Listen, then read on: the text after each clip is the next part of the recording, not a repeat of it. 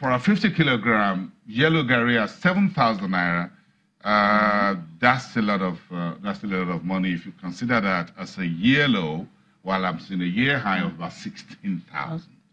Yes, it could be a shift in demand would have caused this. Maybe around a certain period, people are more inclined to buy other kind of staples, maybe wheat or semovita as opposed to gari, which caused that low demand. But it's still between that 7,000, 16,000, you still have that stable, close to 10,000 price so of the gari. domestic price, commodities price movement's been largely sluggish.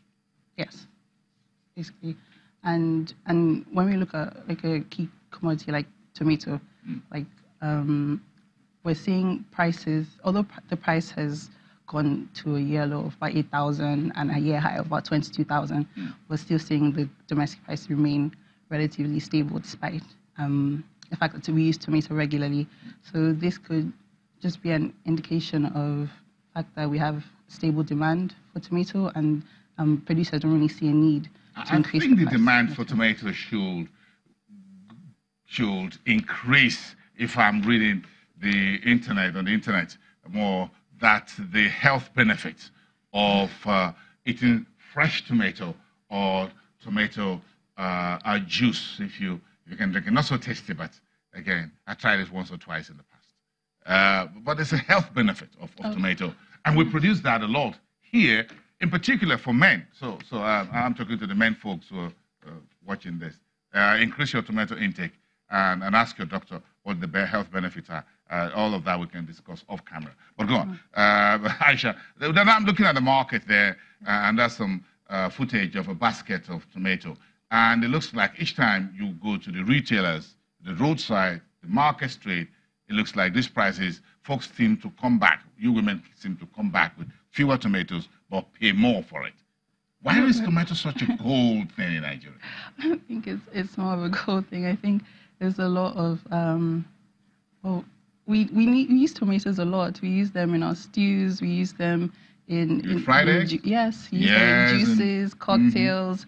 And there's such a high demand for tomatoes in Nigeria. You have close to about 2.45 million tons of tomatoes. That's the demand in Nigeria. And that is a considerable amount of tomato that we use. However, we only produce about 1.8 million tons, so we have a gap. And sometimes there might be shortages of tomato, like we had a while back with the diseases. There was a blight in tomatoes, and that caused a kind of panic. So tomatoes are an essential good in Nigeria, and we have many issues with production, especially the value chain for tomatoes. Tomatoes, they're highly perishable, high moisture content, 40% water is what makes up tomatoes. And these translate to high storage costs. Yes, and for those of you who eat a lot of French fries, you eat it up all our ketchup, which is basically tomato.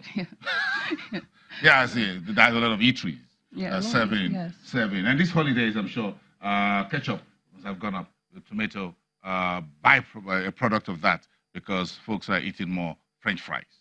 With kids and all that on holidays.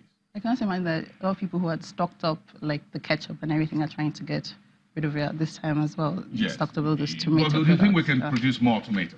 We can. We have a production.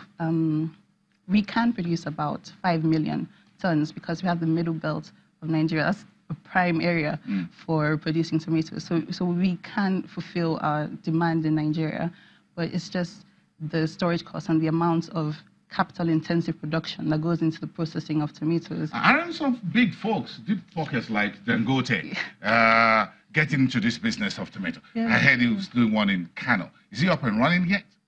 Well, I'm not sure about that. Yeah. But when you look at Dangote Farm Industries, they have quite a considerable foot into that tomato industry. Yeah. They have a key plant in Niger I know of. And unfortunately, there is some bad news in regards to the tomato industry. We have the Tomato Growers Association lost 10 billion naira this year, 2018. What happened? There was an issue with offtake from Dangote Farms and Savannah, and because these companies were handicapped.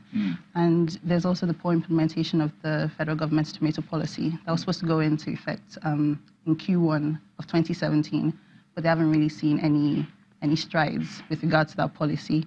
And although there's some tariffs on tomato paste, tomato puree, that's supposed to be supporting these industries, but they haven't really seen the effect on the tomato growers. So there is some bad news with regard to that industry. And this is something I could grow in my backyard. I got about half a plot somewhere where I live. Maybe I will just get down to plant some tomato. Maybe do that on weekends. Get my back straightened up, trying to till the soil and tend to tomato plants. It could be a hobby you could pick up. Yeah, it could be a hobby. Tomato plant thing could be a hobby. Think about it. I'm thinking about it too. We all could just use the front yard, keep the goats away and all of that, and chicken. Not for those who live in highbrow places like Ikoyi. Maybe, just maybe. Yeah, they could. I mean, it's their property. We could all plant tomato. Yeah. You can do whatever you like. Well, I'm not sure. If I have Dangote as an off-taker, I'll plant tomato. Anyone who can pay me some nice money, and I could just do some tomato planting. Thank you very much, Aisha. It's good to have you here.